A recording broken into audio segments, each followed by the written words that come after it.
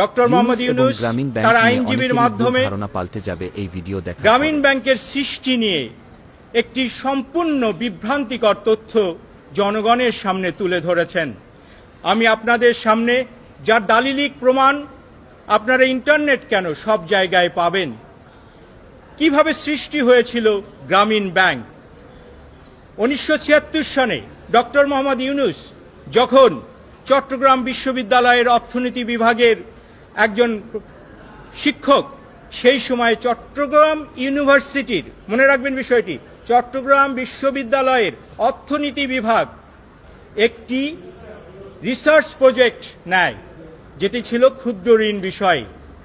চট্টগ্রাম বিশ্ববিদ্যালয়ের অর্থায়নে জনবলে ছাত্রদের অংশগ্রহণে এই রিসার্চ প্রজেক্টটির দায়িত্ব পালন করেন ডক্টর মোহাম্মদ ইউনূস। আমরা তার অবদানকে অস্বীকার করছি না, কিন্তু তিনি যদি বাকি অবদানগুলোকে স্বীকার করতেন তাহলে বোধহয় এই সমস্যাগুলো সৃষ্টি হতো না।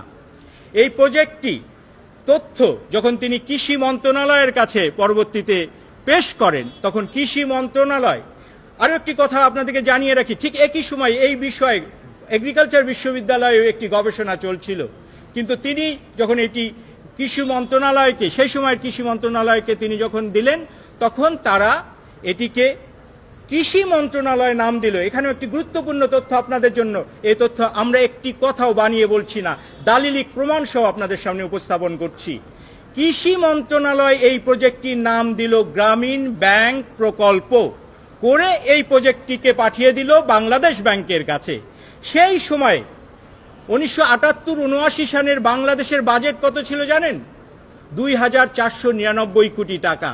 সেই বাজেটের মধ্য থেকে গ্রামীণ দারিদ্র্য দূরীকরণের লক্ষ্যে সরকার 100 কোটি টাকা এই প্রজেক্টে, গ্রামীণ ব্যাংক প্রজেক্টে প্রদান করলেন। কে প্রদান করলেন? সরকার প্রদান করলেন, বাংলাদেশ ব্যাংক প্রদান করলেন। ডক্টর মোহাম্মদ ইউনূসের কোনো ব্যক্তিগত সম্পত্তি এখানে আসেনি। এবং এই প্রজেক্টে বেতনভুক্ত একজন পিডি, প্রজেক্ট ডাইরেক্টর হিসেবে ডক্টর মোহাম্মদ ইউনূসকে নিয়োগ দেওয়া হলো। পরবর্তী পর্যায়ে 1983 সালে যখন এটিকে ব্যাংকে রূপান্তরিত করা হলো, আপনারা জানেন এটি ব্যাংকে রূপান্তরিত করা হলো। যখন একটা প্রজেক্ট থেকে সেই প্রজেক্টটা অন্য পর্যায়ে যায়, কি করা হয়?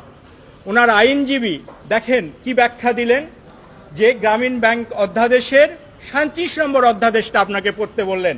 আপনাদের কাছে এই অধ্যাদেশ সবখানে আপনারা পাবেন। 37 নম্বর অধ্যাদেশটা উনি যে অধ্যাদেশের যে 37 নম্বর ধারাটি উনি পড়লেন, সে ধারাটির একজন বিজ্ঞ আইনজীবীর কাছ থেকে আমি কেন, কোন উদ্দেশ্যে তার মতো একজন বিজ্ঞ আইনজীবী এ ধরনের ব্যাখ্যা দিলেন, আমার বোধগম্য নয়। ডক্টর ইউনূস যেহেতু তার আইনজীবীর মাধ্যমে বলেছেন, আমি বলবো এটি ডক্টর ইউনূসের ব্যাখ্যা। তিনি যে ব্যাখ্যা দিলেন, সে ব্যাখ্যাটা শুধু হাস্যকরে নয়। একটা প্রজেক্টে যেখানে 100 কোটি টাকার সম্পদ, দেশের জনগণের সম্পদ ইনভেস্ট করা হয়েছে, কৃষি ব্যাংক ওনাকে জায়গা দিয়েছেন বসার জন্য, ওই প্রজেক্টের জন্য কৃষি ব্যাংক ওখানে চেয়ার টেবিল দিয়েছেন, সেই টাকাগুলো, সেই জিনিসগুলো প্রজেক্ট থেকে কি হলো, গ্রামীণ ব্যাংক যখন ব্যাংক হলো তখন সেই ব্যাংকে স্থানান্তরিত হলো। 37 নম্বর অধ্যাদেশ, এই গ্রামীণ ব্যাংক অধ্যাদেশ 1983-র 37 নম্বর সেকশনটি যদি আপনারা পড়েন, সেখানে বলা হচ্ছে, ওই প্রজেক্টের কথা বলা হচ্ছে। এটা সবার সামনে আছে, এটা পড়ার জন্য আপনাকে আইনজ্ঞ হতে হবে না, এটা ব্যাখ্যা করার জন্য আপনাকে আইনজ্ঞ হওয়ার প্রয়োজন নেই, যে কেউ এটি পড়ে নিতে পারে। এটি কি পাবলিক দলিল। এবং উনি কি করলেন, অর্ধেক পড়লেন। এখানে যে সুস্পষ্টভাবে বলা হয়েছে যে